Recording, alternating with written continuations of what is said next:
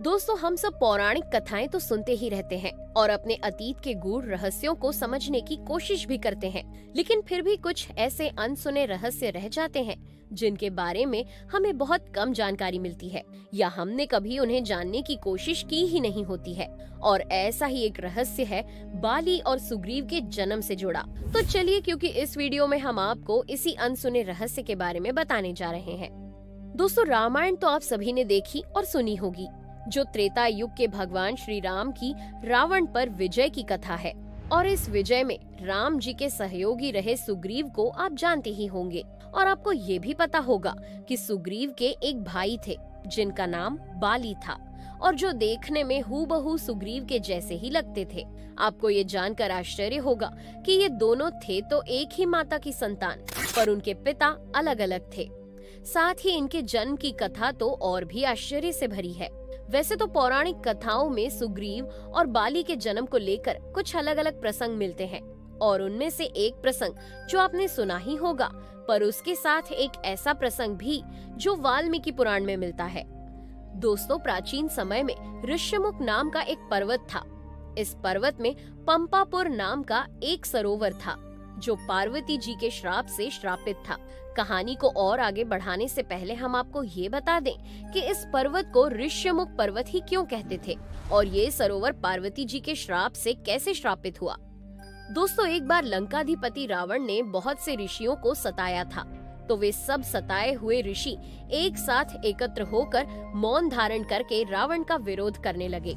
रावण जब उस पर्वत से निकला तो जब उसे पता चला ये सब ऋषि उसका विरोध कर रहे हैं और अपने विरोध की बात सुनकर रावण को बहुत क्रोध आया और उसने सभी ऋषियों को वहीं पर मार डाला। उन लाखों ऋषियों के मरने के बाद उनकी अस्थियों से एक पहाड़ बन गया, जिसे बाद में ऋष्यमुख पर्वत के नाम से जाना जाने लगा।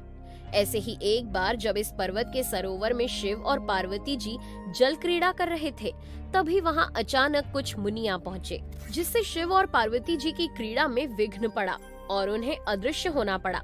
तब पार्वती जी ने ये श्राप दिया था कि अब इस सरोवर में जो भी स्नान करेगा वो नारी के रूप में परिवर्तित होकर ही बाहर निकलेगा। तो दोस्तों, अब आगे की कहानी शुरू करते हैं।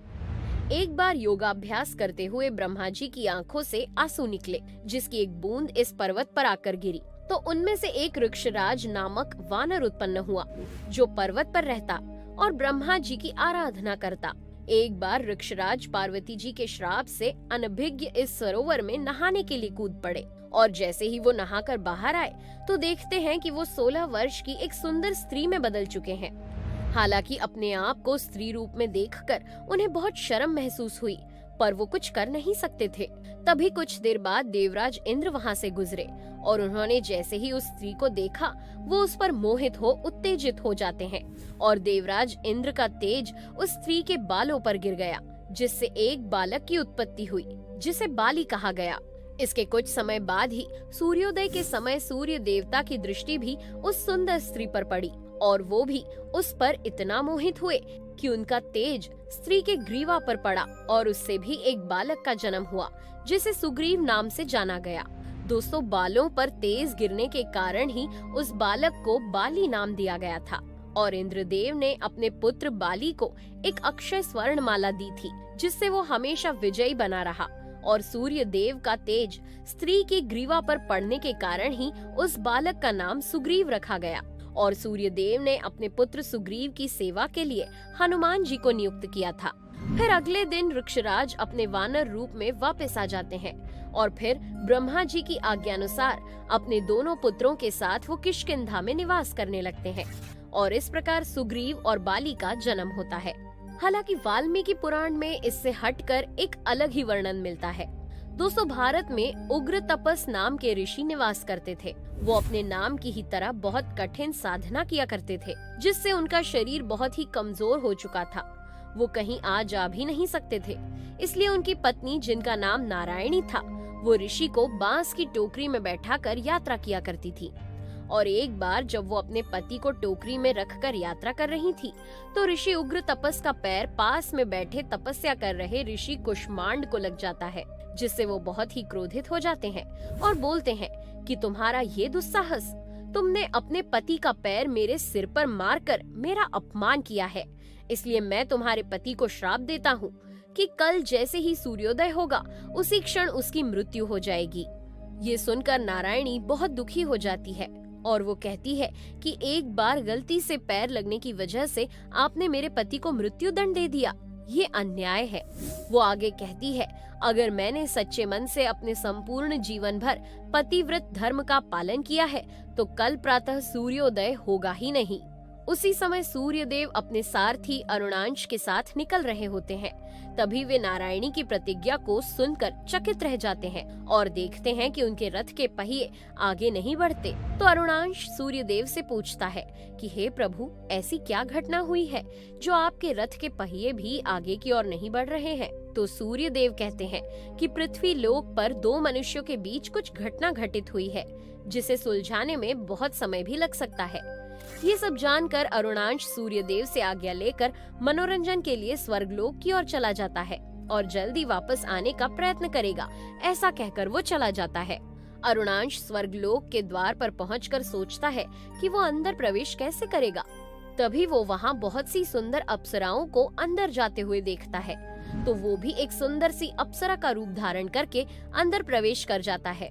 कुछ समय पश्चात इंद्रदेव की नजर उस स्त्री रूपी अरुणांश पर पड़ती है और वो उसे देखकर मोहित हो जाते हैं। वो सोचते हैं कि ये कोई सामान्य स्त्री नहीं बल्कि कोई देवी है और इंद्रदेव उसकी ओर बढ़ने लगते हैं। तो वो अप्सरा रूपी अरुणांश घबराते हुए कहता है कि मैं वो नहीं हूँ जो आप सोच रहे हैं। लेकिन इंद्रदेव कहते हैं कि मुझे उससे कोई फर्क नहीं पड़ता और इस प्रकार अप्सरा के भेष में अरुणांश इंद्र के गर्भ को धारण करता है और एक बालक को जन्म देता है। विराम समय के बाद अरुणांश जब सूर्य देव के पास पहुंचता है और अपने साथ घटित हुई घटना को बताता है तो सूर्य देव भी अरुणांश के स्त्री रूप को देखने के लिए उससे जिद करते हैं और वही रूप धारण करने के लिए कहते हैं जो इंद्रदेव के सामने किया था। तो अरुणांश फिर से उस सुंदर स्त्री का रूप धारण करता है, परंतु जैसे ही सूर्यदेव उस स्त्री को देखते हैं वो भी उस पर अत्यंत मोहित हो जाते हैं और फिर वो स्त्री सूर्यदेव का भी गर्भ धारण करती है और एक बालक को जन्म देती है। दोस्तों, सूर्यदेव के द्वारा उत्पन्न हुए बालक को सुग्रीव के नाम से जाना जाता है और इंद्रदेव के द्वारा जो बालक उत्पन्न हुआ था उसे बाली कहा जाता है। तो दोस्तों, ये थी सुग्रीव और बाली के जन्म की दो अलग अलग कहानियाँ। इसके बाद तो आप सभी जानते ही होंगे कि बाली जन्म से ही बहुत पराक्रमी था। एक बार जब रावण ने उससे युद्ध करने के लिए आया तो बाली ने अपनी ताकत से उसे कीड़े की तरह पकड़कर 6 महीने तक अपनी कांख में दबा कर रखा था। फिर बाली रावण को उसकी ही लंका में बांध कर आ जाता है और जीत न पाने की वजह से रावण बाली को अपना मित्र भी बना लेता है, जिसके बाद फिर कभी दोनों के बीच लड़ाई नहीं होती। हालांकि बाली और सुग्रीव दोनों मिलकर अच्छे से किष्किंधा का शासन चलाते हैं, पर कुछ भ्रम की वजह से बाली सुग्रीव को किष्किंधा से निकाल देता है, जिससे आगे चलकर दोनों के बीच युद्ध होता है, जिसमें श्री राम सुग्रीव का पक्ष लेते हैं। फिर श्री राम की मदद से ही बाली मारा जाता है और फिर सुग्रीव किष्किंधा का राज्य संभालते हैं। इसके बाद सुग्रीव भी श्री राम की सहायता करते हैं और रावण की लंका में से माता सीता को बचाने में हर क्षण सहयोग करते हैं। लेकिन क्या आपको पता है कि इंद्रदेव ने बाली को जो अक्षय माला दी थी, जिसकी वजह से ही वो हमेशा विजयी बना रहता था, उसका आखिर प्रभाव क्या होता था? अगर आप जानते हैं तो कमेंट करके जरूर बताइए, अगर नहीं तो भी कमेंट में बताइए। हम नेक्स्ट वीडियो में इसका आंसर जरूर देंगे। तो दोस्तों, ये थी हमारी एक और इंटरेस्टिंग वीडियो। आशा करती हूँ आपको ये वीडियो जरूर पसंद आई होगी, इसलिए प्लीज इसे लाइक करें और हाँ, जाते जाते चैनल को सब्सक्राइब जरूर कर देना। Thanks for watching.